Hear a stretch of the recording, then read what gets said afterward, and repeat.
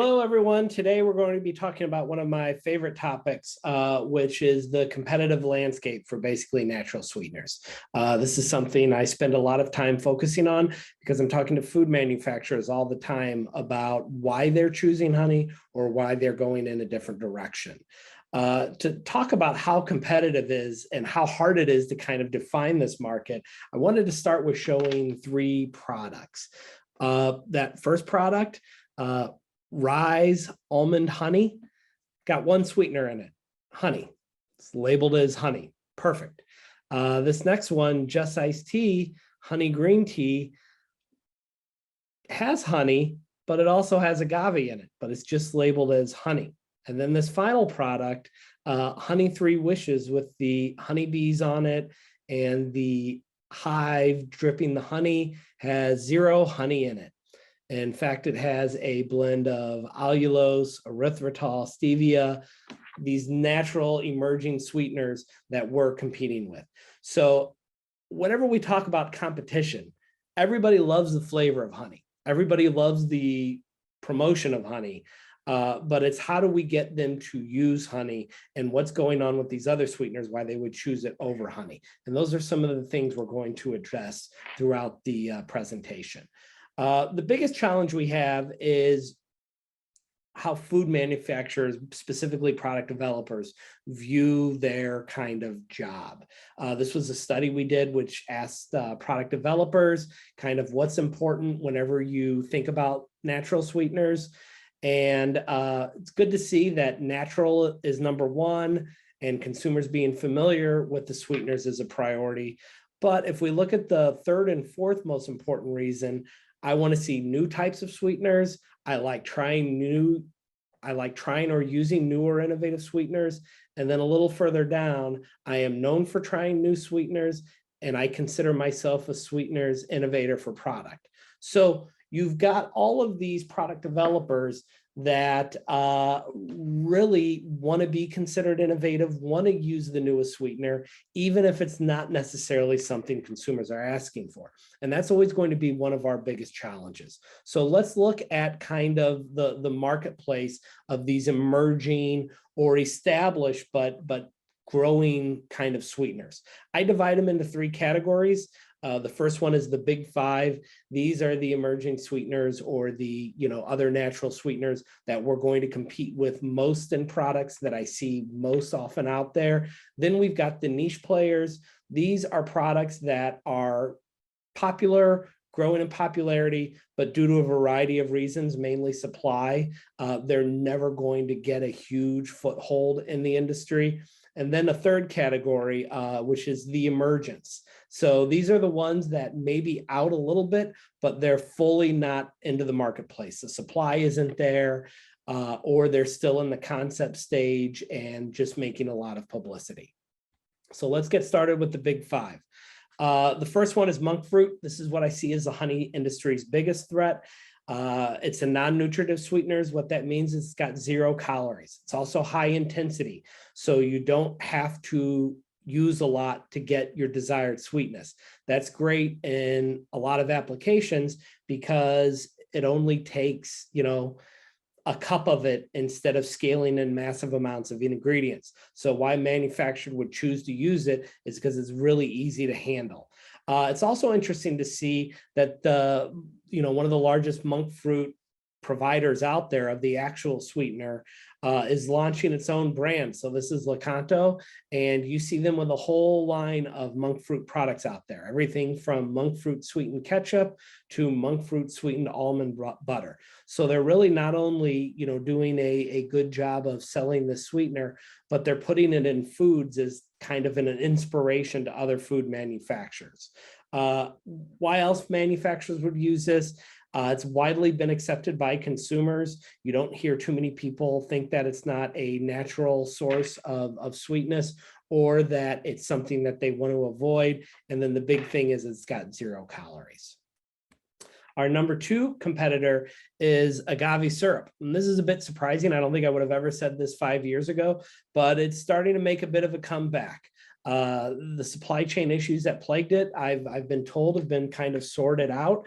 And they're also building a bit of a brand. I used to have a comment that I gave in all my presentations about how you're never going to see an agave honey whole wheat bread, that agave is not going to be this brand that's marketed to consumers as a sweetener like honey is. Well, we're actually starting to see some products like this one from Back to Nature, that's a vanilla almond agave granola. So we are starting to see kind of a return of this sweetener, as well as some, branding of it on food products. So why would manufacturers choose to use it? The taste is desirable. I put, neutral enough, which is a good description. It's not overwhelmingly positive. I don't think anybody loves the taste of agave syrup or agave nectar, but it's a neutral sweetener that's really going to work well in any product. There's also been some talk about how, if you look at the spirits category, two of the fastest growing, tequila is by far the fastest growing spirit, as well as mezcal. So there's this thought process that maybe the acceptance of, both of these things are derived from agave. Maybe the acceptance of these spirits is increasing the acceptance of agave in all sorts of food products. The third one we have to worry about is erythritol. It's not been a good year for erythritol. I'm sure all of us are familiar with what's been splashed all over not only the food industry news, but consumer news publications about how there was a study into erythritol and how it said it may increase your risk for a stroke. This has been published everywhere. It's a very small study, which I do want to put some caveats in here. It was a small study. There was a little bit of questionable science behind it that has been refuted by even people who aren't, in the erythritol camp. So I don't expect its impact to be enduring. Now, if there are further studies to back up this claim, then yes, I think it could have a significant impact. But I don't expect the impact of all this bad news to be enduring, long term, just because it really was one study that was pretty small. So we'll have to stay tuned to see if anything more comes out. Why food manufacturers like working with erythritol is it really works well with an overall sweetening system. So erythritol is going to provide bulk without a lot of sweetness, not a ton of sweetness. So you're going to use erythritol in combination with stevia or monk fruit or something like that to kind of give you the bulk without sort of an overwhelming sweetness. Allulose is another big one. I felt its full impact is really yet to be felt.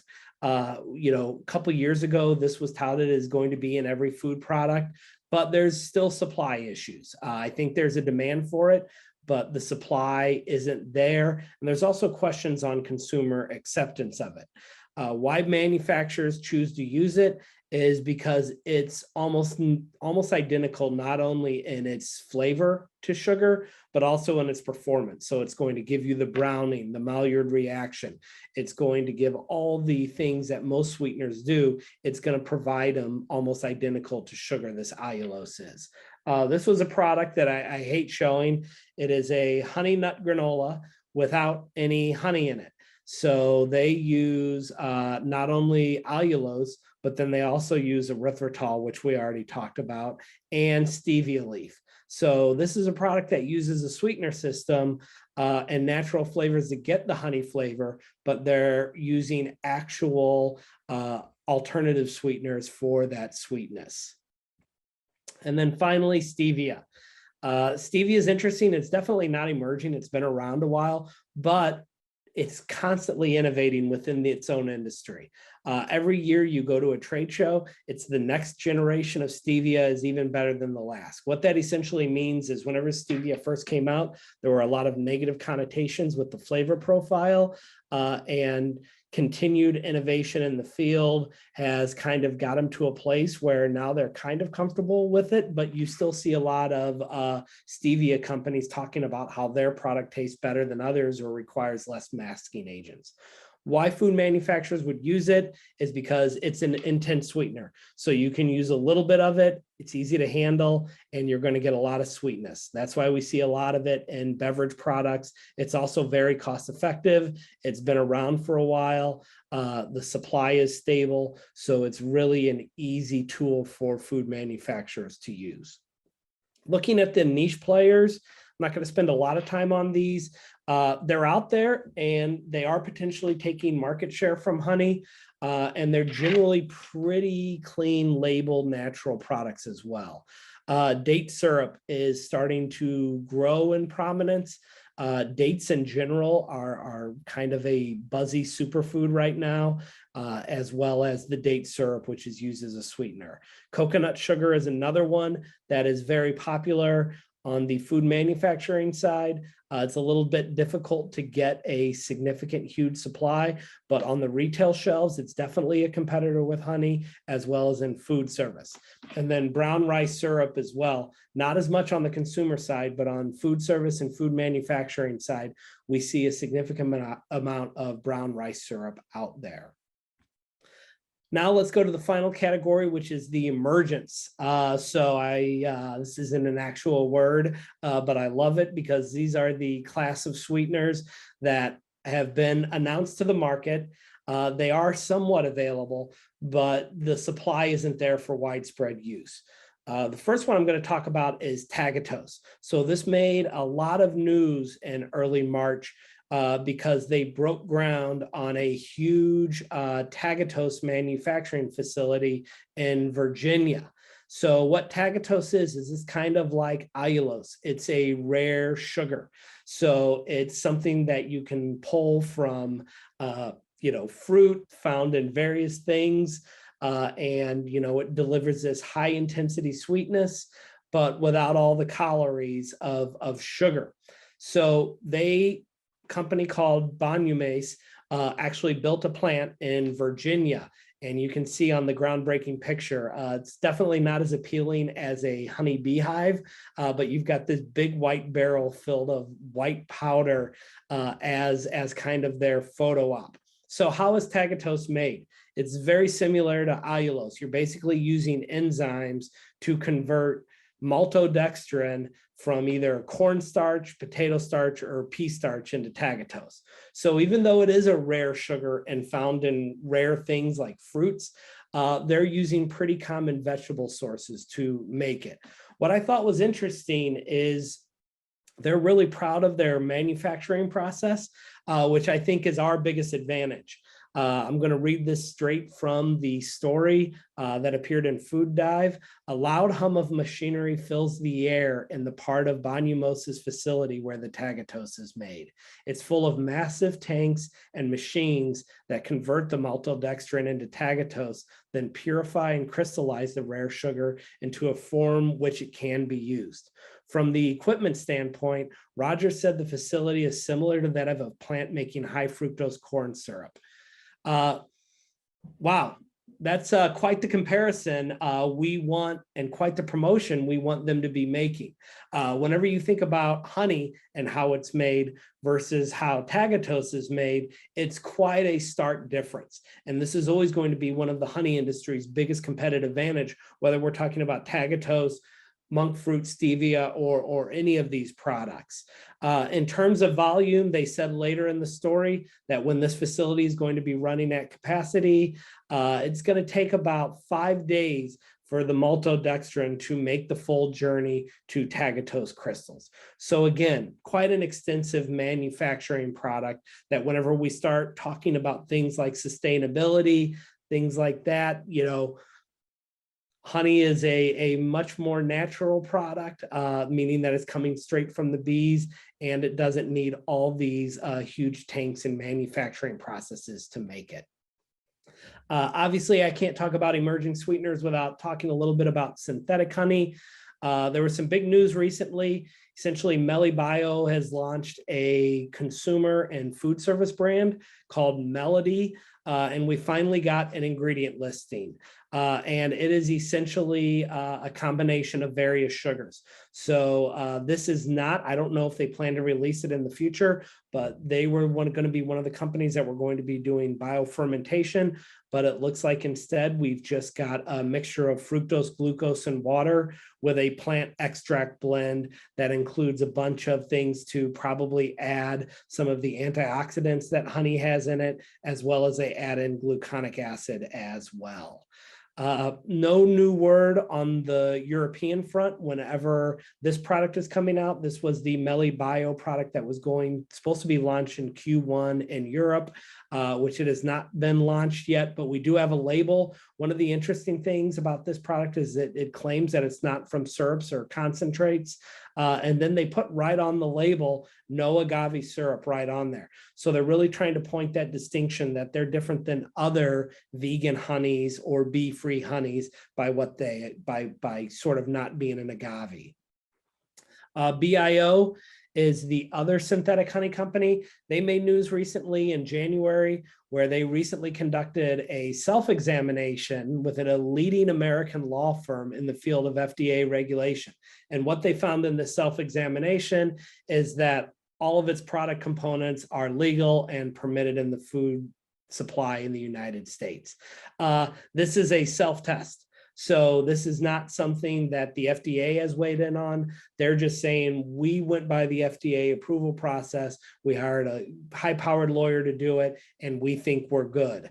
So they're still going to have to go through that process, but this is kind of them trying to assure the audience. We did get a little more information on their commercial capacity. So the company expects that by the end of June, they're going to have basically the planning process done for their production facility, and we'll start construction. What they think they're going to get out of this is 20 tons of their synthetic honey per week, or 1,000 tons per year. So kind of a look at sort of what the capacity is for a plant like this. And then finally, here's another new one on the marketplace. This is Foodative. This just recently received a lot of VC funds, and they're expecting to begin sort of large-scale production trials very soon. This is a kind of traditional, if you can say traditional synthetic / biofermented honey. So they're basically taking honey DNA, copying it into a yeast strain, and then feeding it with nutrients and fermenting it. And they're basically in a stainless steel tank trying to create the metabolic process that happens inside of a honeybee's stomach. Again, our biggest benefit from the honey industry is we don't need all this stuff to make honey. We just need those wonderful things called honeybees. So if you have any questions on any of these sweeteners or how honey can better sell against them, don't hesitate to reach out to me at keith@honey.com.